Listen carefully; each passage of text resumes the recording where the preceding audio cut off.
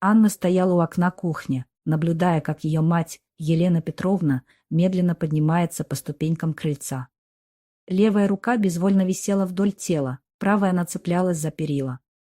После инсульта прошло уже 2 года, но каждый шаг все еще давался с трудом. «Мам, осторожнее!» Анна выскочила на крыльцо, подхватила мать под руку. «Как прогулка?» «Чудесно, доченька!» Встретила во дворе Марию Ивановну, она передала привет. «А где Сонечка?» «Уроки делает». «Садись, я чай поставлю». Елена Петровна устроилась на своем любимом стуле у окна. Несмотря на болезнь, она оставалась главной помощницей в доме, встречала внучку после школы, помогала с домашними заданиями по музыке. В прошлом Елена Петровна преподавала в музыкальной школе, готовила несложное блюдо одной рукой. Звук ключей в замке заставил Анну напрячься. Дмитрий вернулся с работы раньше обычного, а это редко означало что-то хорошее. «Анна!» Голос мужа прозвучал жестко. «Мне нужно с тобой поговорить». «Серьезно поговорить».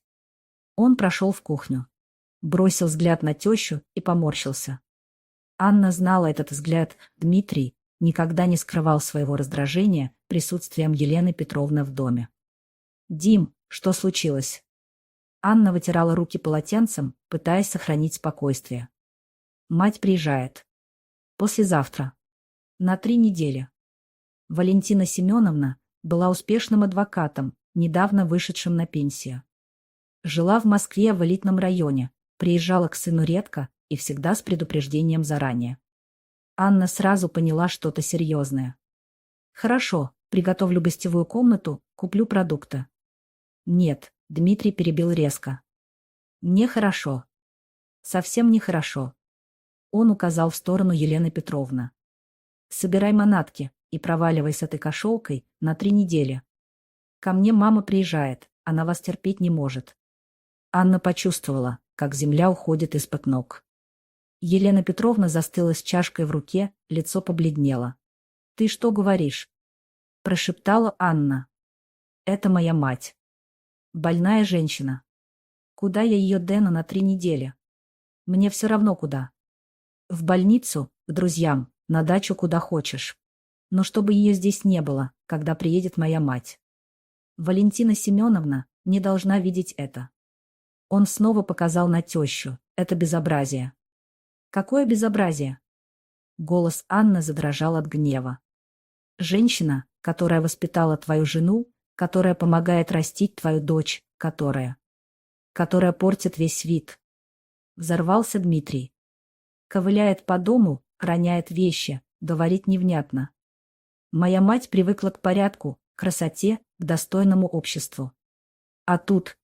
Он махнул рукой. «В общем, решай сама, но до четверга, чтобы ее здесь не было».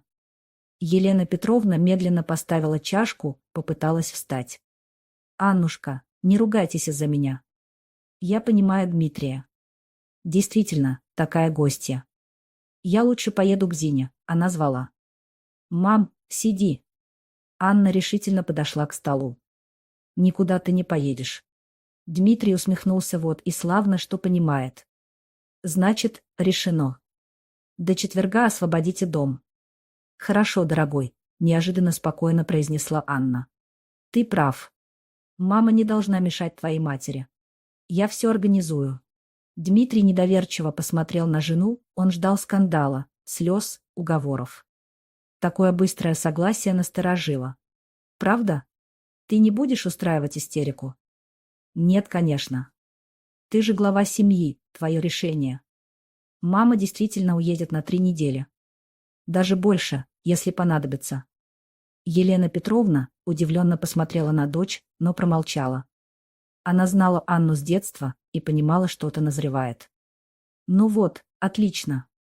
Дмитрий явно облегченно вздохнул. «Я так и знал, что ты меня поймешь. Валентина Семеновна будет довольна». Остаток вечера прошел в странном напряжении. Дмитрий пребывал в хорошем настроении, даже поиграл с дочкой в шахматы.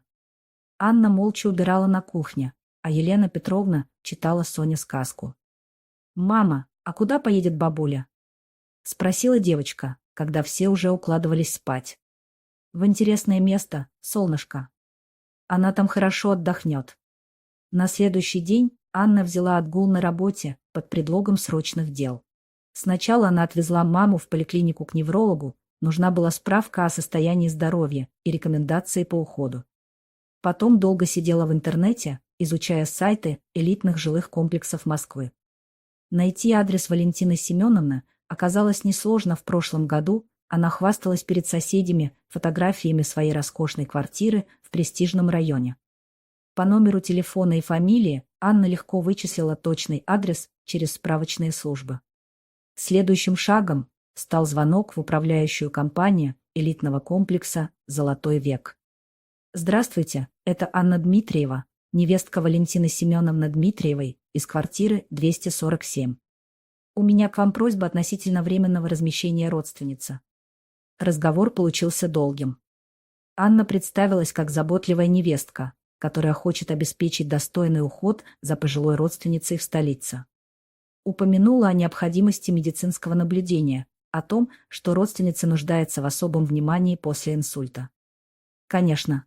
Мы можем оформить временную регистрацию гостя-жильца», — ответил администратор. «Валентина Семеновна — очень уважаемый человек, мы знаем о ее адвокатской практике. Если она согласна принять родственницу». «О да, она настаивает», — заверила Анна. Она считает своим долгом обеспечить матери мужа достойные условия для восстановления здоровья. Просто просила все оформить заранее, чтобы не тратить время по прибытии. К обеду все формальности были улажены.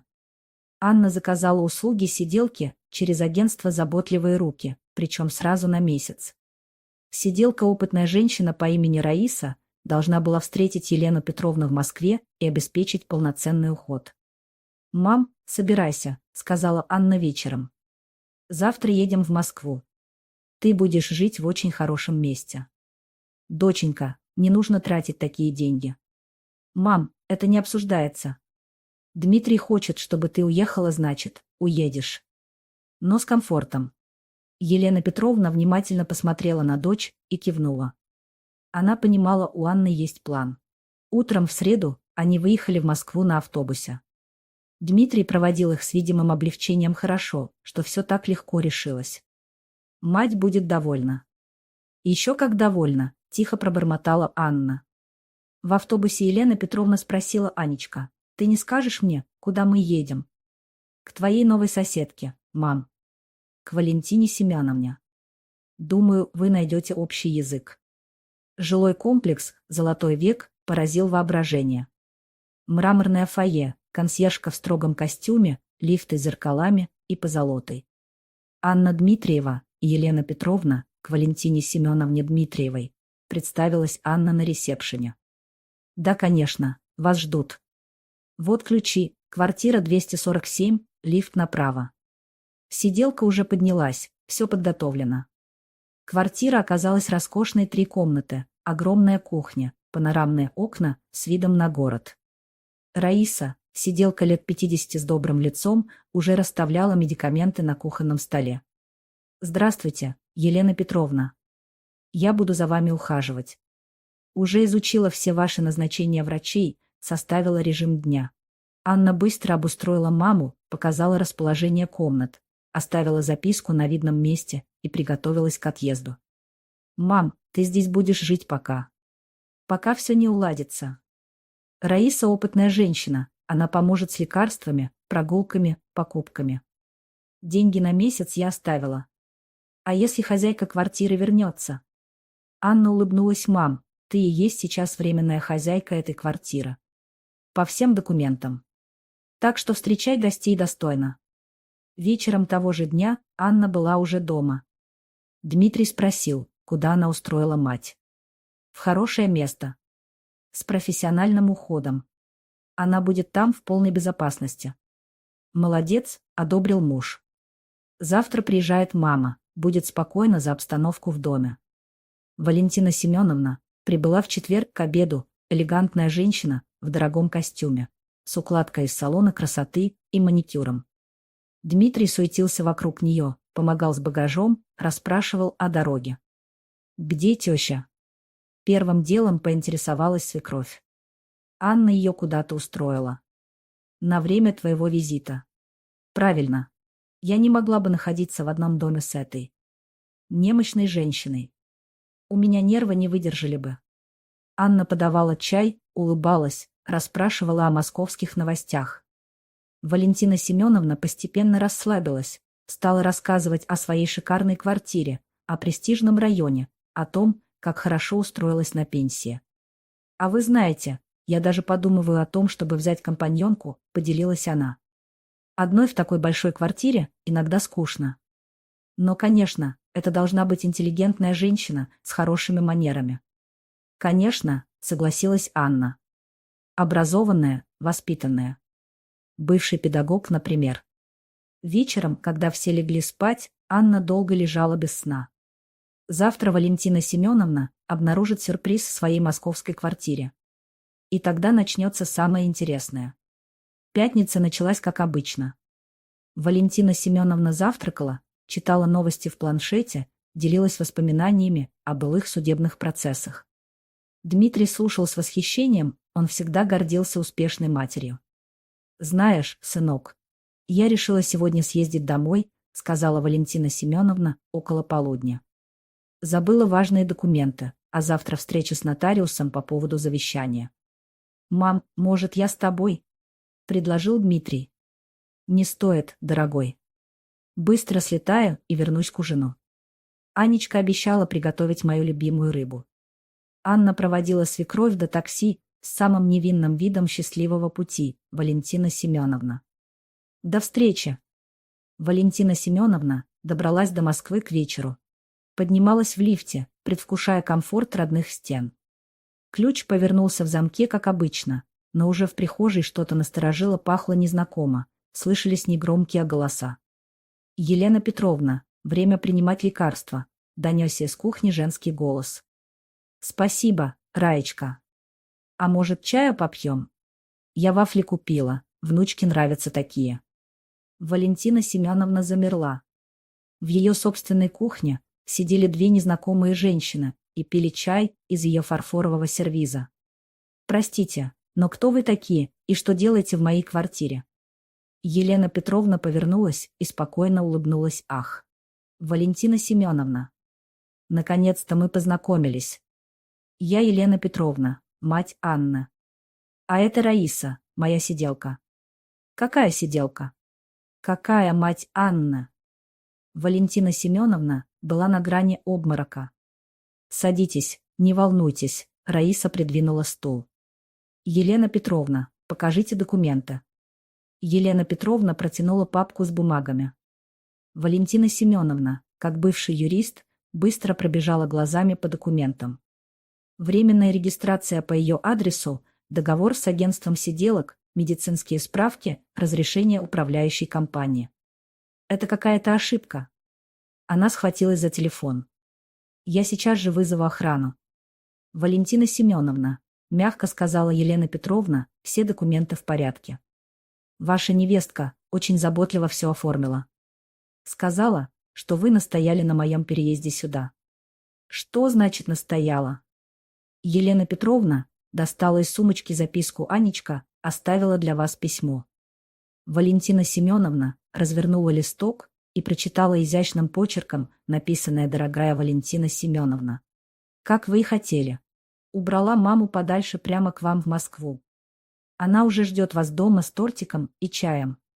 Адрес вы знаете, ваш собственный.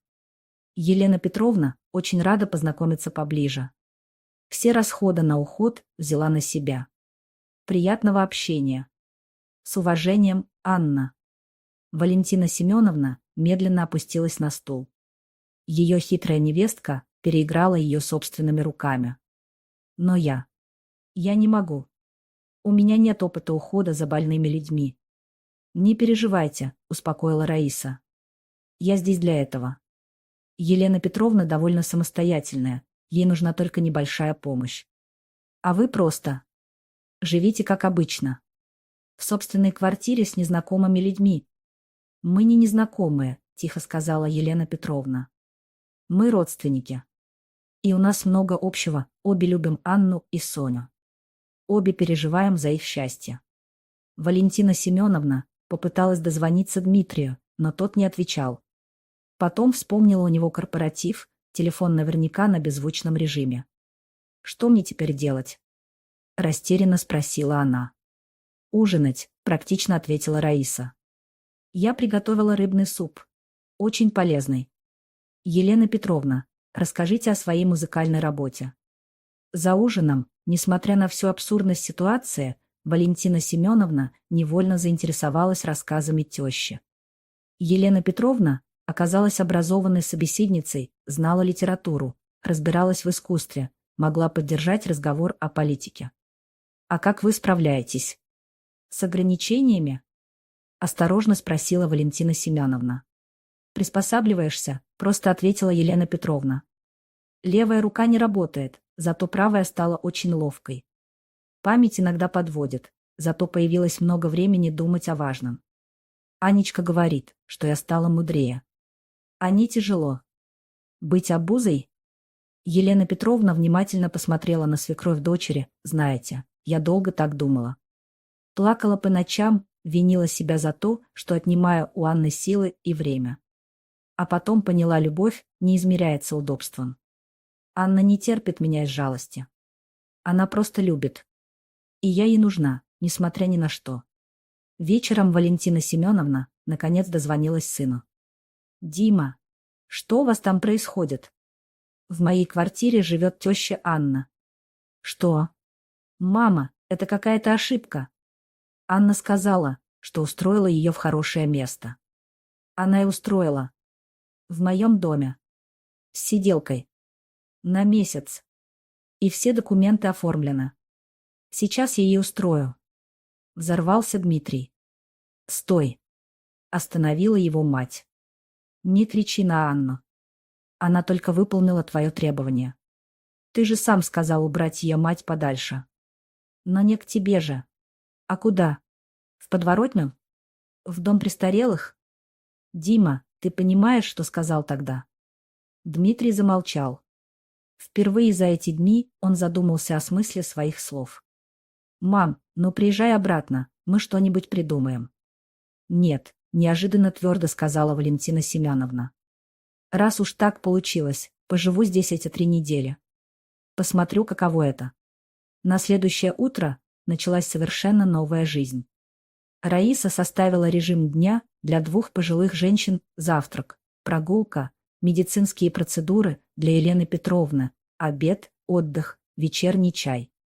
Валентина Семеновна впервые в жизни наблюдала, как живет человек с ограниченными возможностями. Елена Петровна вставала рано, делала специальную гимнастику для правой руки, принимала множество таблеток. Но при этом не жаловалась, не ныла, не требовала особого внимания. «А как вы готовите одной рукой?» — поинтересовалась Валентина Семеновна, наблюдая, как Елена Петровна ловко нарезает овощи. «Приспособилась. Вот, смотрите, доску прижимая телом к столу, нож держу правой рукой.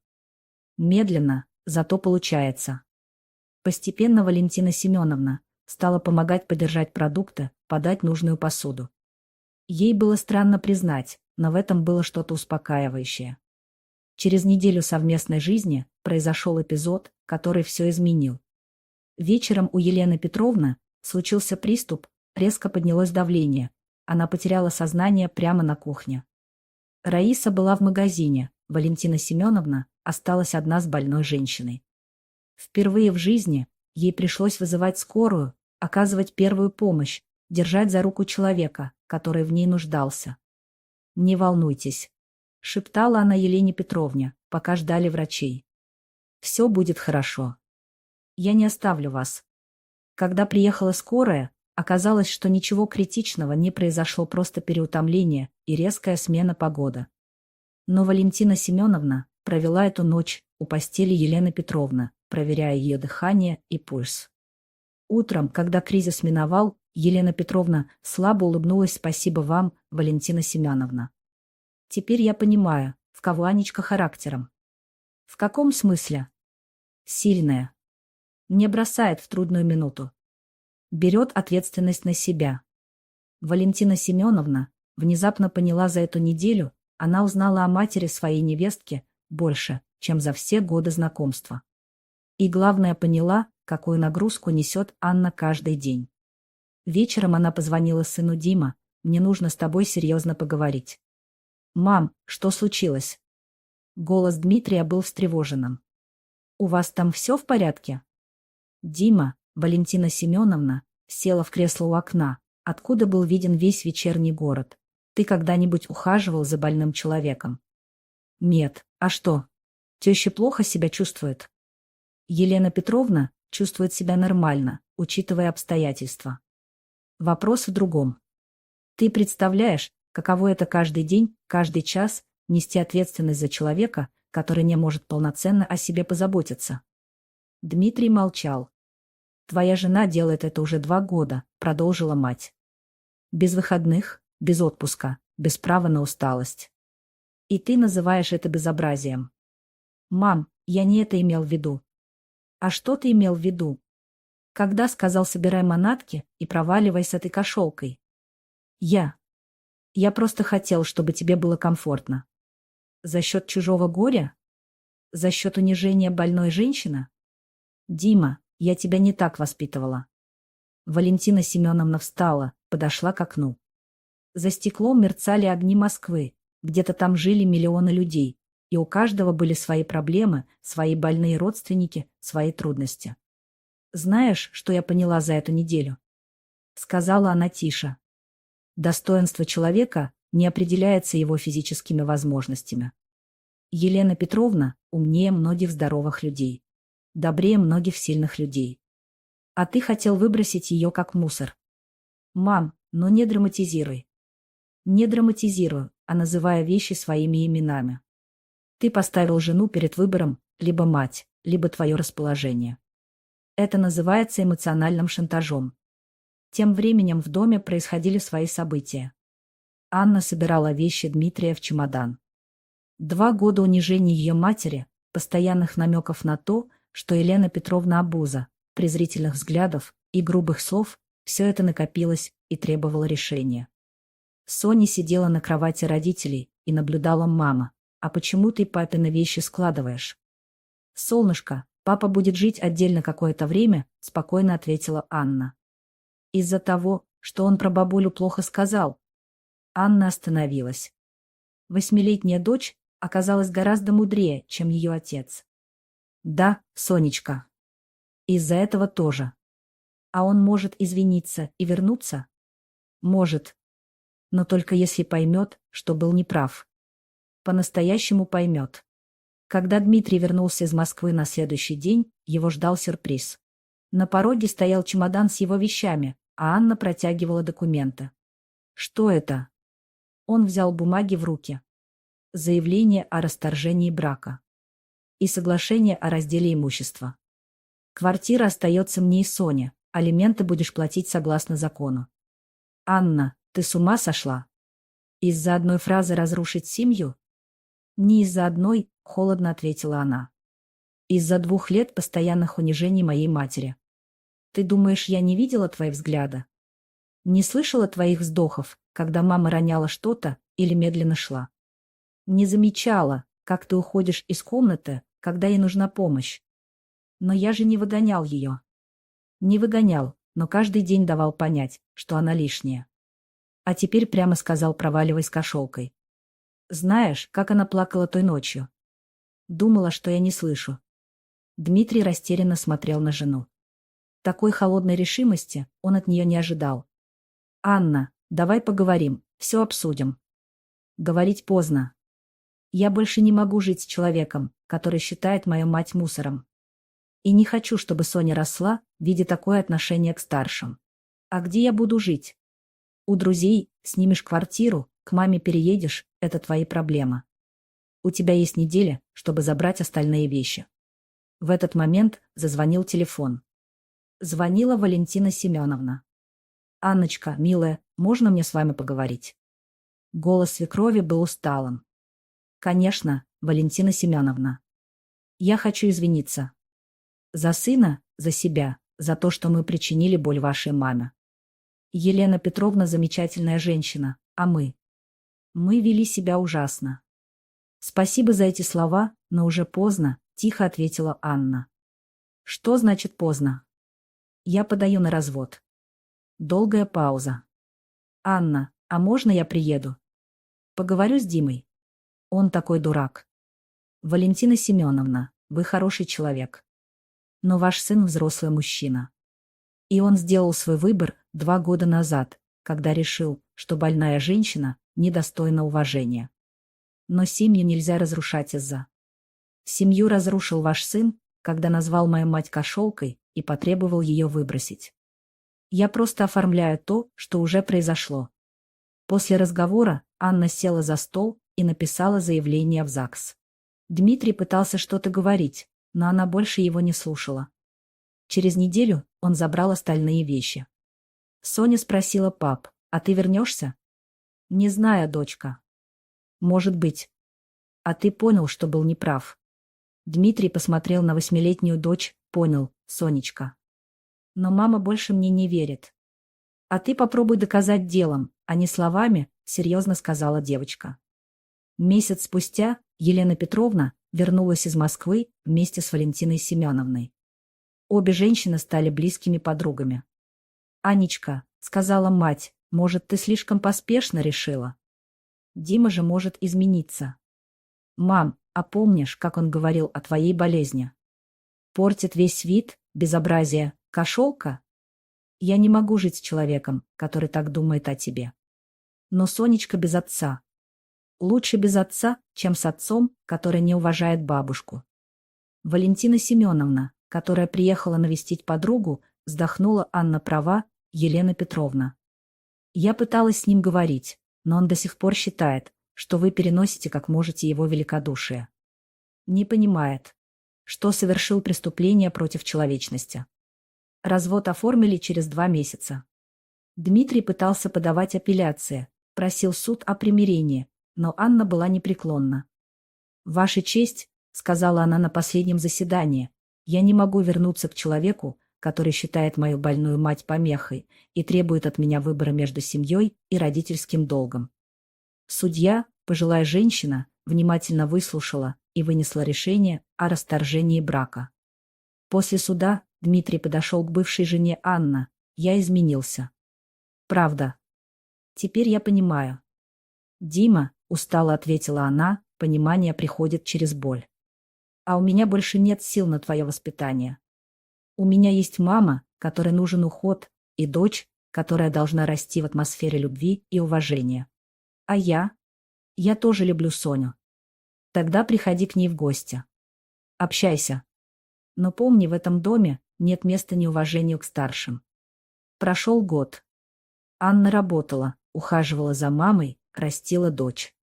Валентина Семеновна стала настоящей бабушкой для Сони, часто приезжала, помогала с уроками. Дмитрий приходил каждые выходные, привозил подарки, гулял с дочкой. Но с Еленой Петровной по-прежнему здоровался сухо, избегал разговоров. «Папа, а почему ты с бабулей не разговариваешь?» — спросила как-то Соня. «Разговариваю, дочка». «Нет, не разговариваешь. Ты только «здравствуйте» и «до свидания» говоришь. А мама с тетей Валей про книжки, про музыку разговаривают». Дмитрий понял, дочь видит его отношения. И это влияет на нее. Однажды вечером, когда он пришел забрать Соню на выходные, у Елены Петровны случился приступ. Анна была на работе, Валентины Семеновны тоже не было. «Соня, вызывай скорую!» — крикнул Дмитрий и бросился к теще. Следующие полчаса он оказывал ей первую помощь, держал за руку, успокаивал. Когда приехали врачи, опасность миновала. «Спасибо, Дима», — слабо сказала Елена Петровна. «Ты спас мне жизнь». Это нормально», — растерянно ответил он. В тот вечер он не забрал дочь, остался помогать. Впервые за 3 года они с тещей говорили по-человечески. «Елена Петровна», — сказал он перед уходом, — «я хочу извиниться. За все. За свою жестокость, за равнодушие, за те слова». «Дима», — тихо ответила она, — «я тебя уже простила». «Но Анечка, она очень гордая. И правильно делает. Женщина должна защищать свою семью. А я не семья?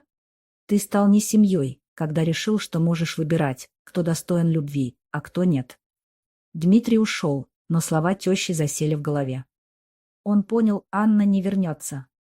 Никогда. Потому что ее доверие было разрушено не одной фразой, а годами пренебрежения.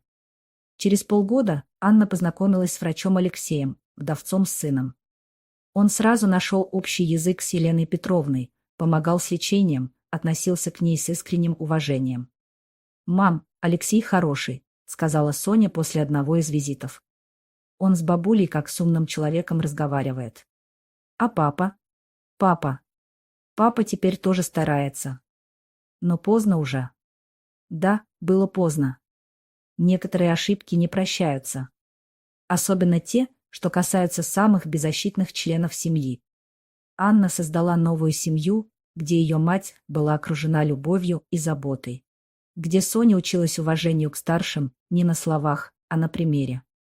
А Дмитрий остался один со своими сожалениями и пониманием того, что настоящую семью он потерял собственными руками. А как бы вы поступили? Напишите в комментариях, нам очень интересно вас послушать. Спасибо, что дослушали до конца.